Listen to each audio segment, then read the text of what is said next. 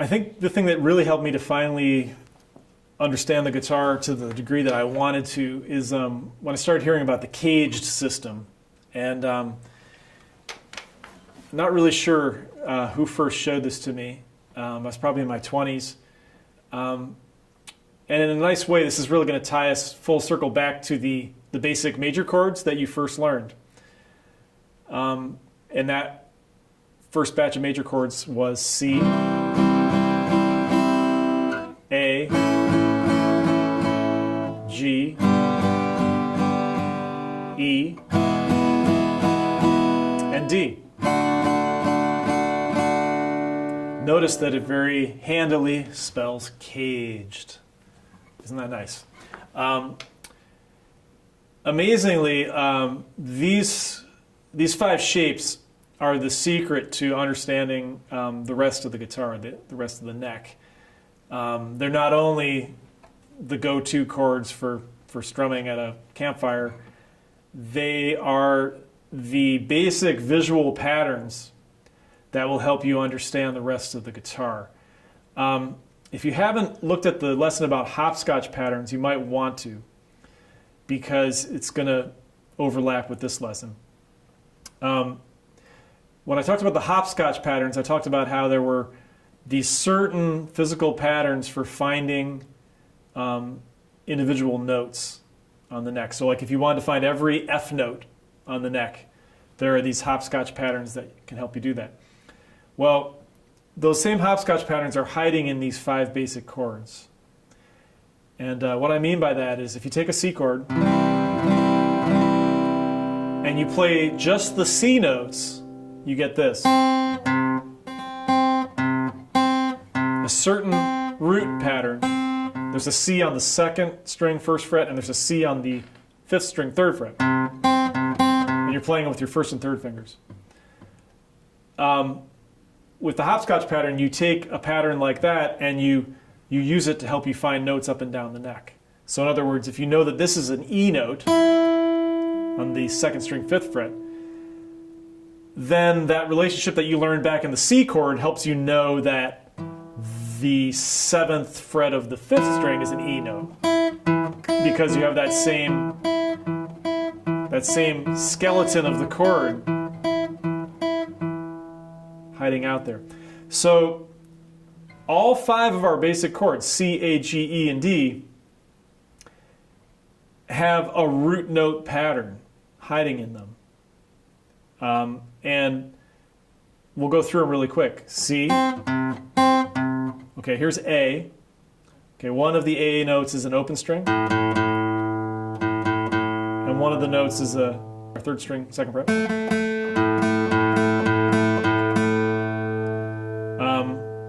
E. Those are the E notes. The 6th string, the 4th string, and the 1st string if you're holding an E chord. G.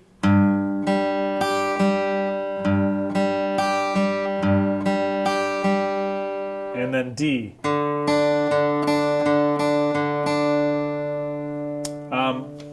All right, so if that is confusing, I don't blame you. Another way to approach this is to make all 5 chords into bar chords. We're essentially doing the same thing. We're trying to find ways to take what we know about the open chords and move them around the neck. So let's take the root pattern that we just looked at with the E chord. Okay? And let's move it up to the 5th fret. So if you remember, we can do an E-shaped bar chord, right? Okay? Now we need to find those root notes. In other words, we're overlapping a lot of things we've learned individually, and this is a lot to coordinate. But if you've gotten very familiar with your bar chords and you've practiced your hopscotch patterns, then you're able to see more than one layer at a time on the guitar neck. And this is really where sort of advanced guitar playing starts to come together. You need to be able to see different layers at once on the neck.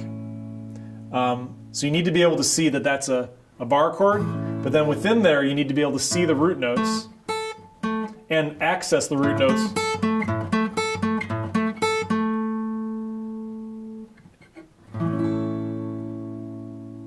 And at the same time realize that this is an A chord, so you need to know the notes on the neck so that you're able to know what you're playing. Okay, so here's where it gets really interesting.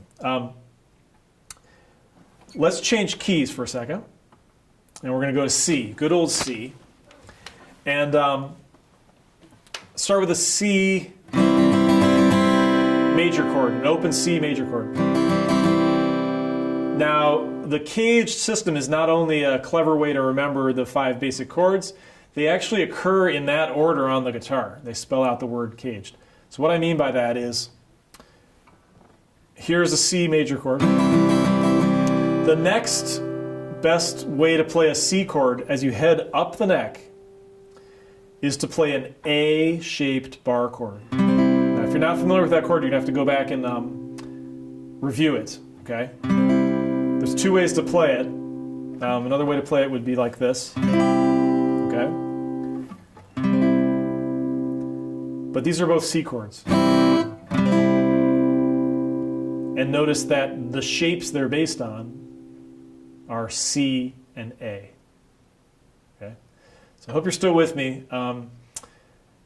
There is such a thing as a barred G chord. It's not very user-friendly, but I'm going to show it to you. If you take a regular old G chord and you slide it to where you need it to be, then you use your first finger to hold down the notes that would have been open strings.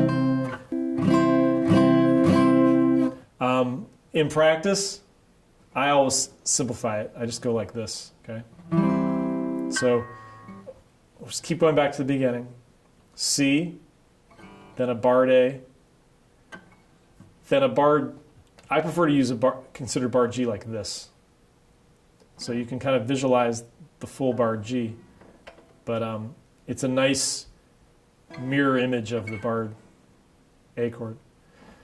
C, A, G. Our next one is, as we're spelling the words caged, we have a E-shaped bar chord. Okay? And what comes after is D. And there is such a thing as a barred D chord. This would be one way to do it. All right, well, that's just the tip of the iceberg, and it's a big subject. But in a nutshell, you can take the 5 basic chord shapes you learned as major chords.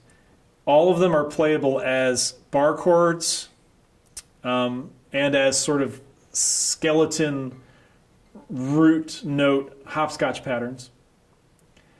And that is the secret to being able to know where you are anywhere on the neck. So like I said, this is only a very brief introduction to a very big subject. But we're going to look at scales next, and I think when we look at scales, this will start to make a lot more sense. So bear with me.